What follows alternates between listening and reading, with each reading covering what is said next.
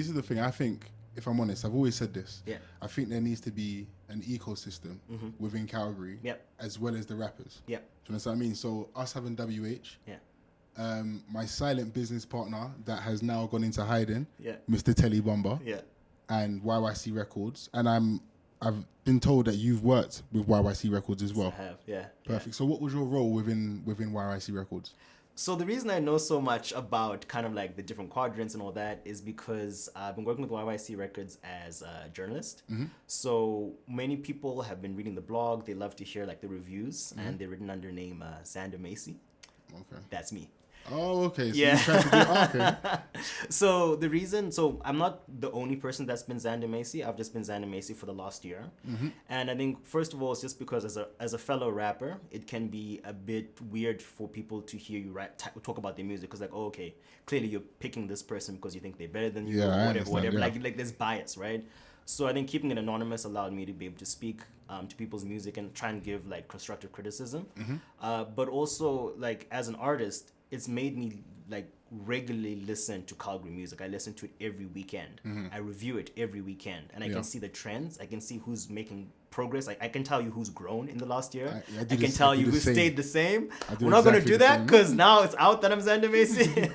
But my whole thing is that, like, I think that's what I was talking about, right? Where the music is getting better. Like, from what I've heard at the beginning of the year and where artists are at now, but there's still nothing that's distinctly Calgary. And there's still, again, like you said, like a lot of, there's no ecosystem being built. Like, people are doing well individually, but we need to see crossovers. Like, we need to see, okay, this artist is also rapping about this artist is rapping about that. Put them together. Like, they'll do so well. We have something prepared. We're waiting to let it off, but we're not going to let it off yet. But that's a very good point. That needs to happen, 100%. There you go. So are you going to be the artist to do that? Well, that's what I'm trying to do, man. Like, if you listen to advice, like I said, there's 12 features, right? Most of the production was done by Calgary-based producers. Mixing was done in Calgary. Majority of the features are from Calgary. There's one that's from Zimbabwe, but that's also me trying to now bridge Zimbabwe and Calgary, right? Yeah. Like, my thing is I use this hashtag 263 to 403. That's Harare's area code and 403. Like, man, you see what I'm saying? That's a common thing, 403. But now I made it unique because now it's anyone who's in Zimbabwe that's in Calgary. And there's actually a lot of us. I've been discovering more Zimbabweans here. So it's all just about that, taking people's strengths, putting them together, and like you almost magnify the effect, right? Exactly, because, yeah. We're all from Calgary. Why not just play together, right? So who would you say in Calgary are ones to look out for? Give me three. You're trying to get me in trouble. No, because obviously you rate a lot of people. Yeah. They don't have to be in an order. Just give me 3 people that people should look out for. All right. So, okay, I'm gonna say Twizzy Ramos. Yeah. Dope friend of mine, and also he's one of the few people who gets it in terms of creating a unique sound. He does rap, punk, just a lot of different genres. He's an artist. He's an artist. There you go. But what's amazing about it is the fact that he also loves anime. So he's created a sound that he calls Danger Pop, where he makes albums based on different anime. So each different anime is a whole album concept. The reason that's smart is because now when you see the anime, you think of Twizzy. You hear the music, you think of the anime. So it gives the music longevity. Marketing as well. Marketing. There you go. So first one, Twizzy Ramos. Yep. Second one, I'd say, I don't like to pick and choose. But no, it's not in no order. It's not in any order. I'm just like 3. There's a lot of artists that I know in the city, man. But I really, really love seeing the growth of artists. And I'm going to put them together as one because they're a couple anyway. Yeah. But Shay Michael and Tiny Wings. Completely different sounds. Tiny Wings is definitely more of the sexy turn up sound.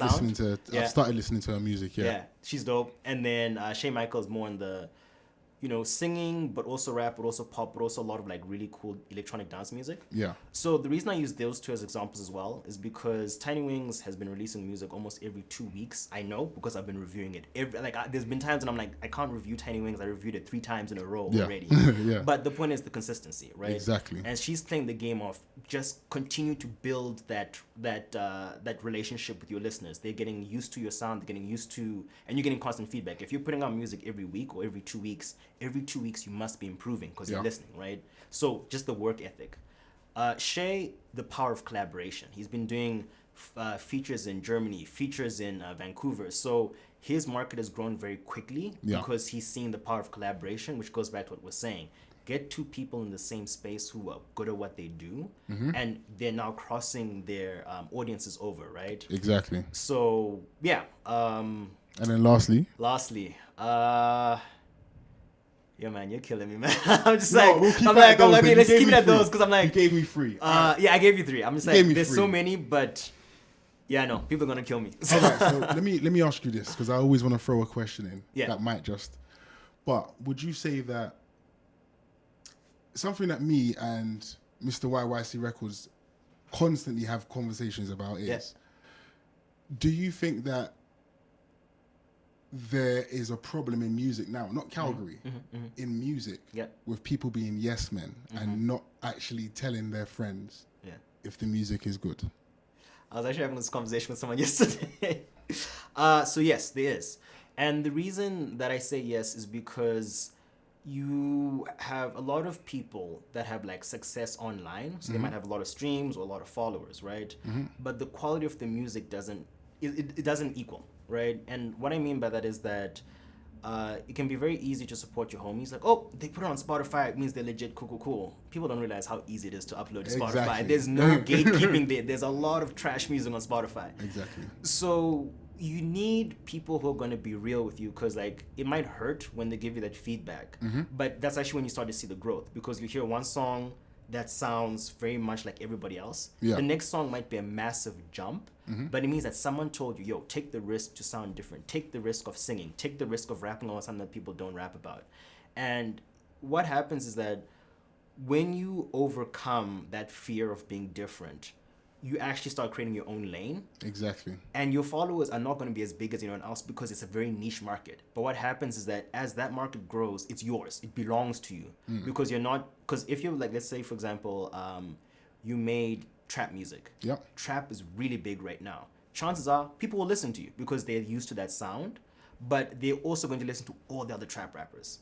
If you, for some reason, decided to take a banjo, reverse it, and make that into a style, it's going to take time for people to get into that sound, but those who are into it stick around, because they're like, this is the shit I've been looking for. This is what I want to listen to. Bro, you're full of wisdom. How old are you? I'm 25. Is that it? That's it. Bro, you're full of, you know what? You're going to have a very, very strong journey. From how you talk, appreciate it. From your music, you're very knowledgeable. Thanks, man. Open-minded to this thing. Yeah. But Vice, where can people find you?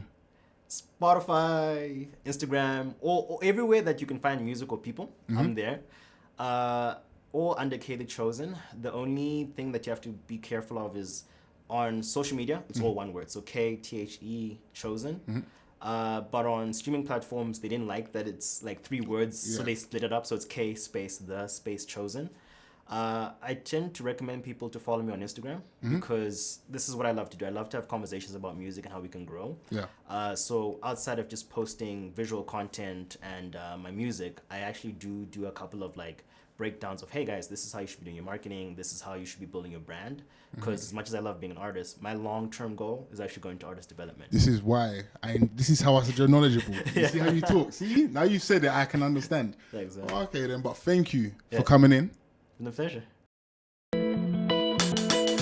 Imagine you're a rapper, they look at you for answers. Whenever there's disaster, they claim that you woke. Bring them all together, share pain and laughter.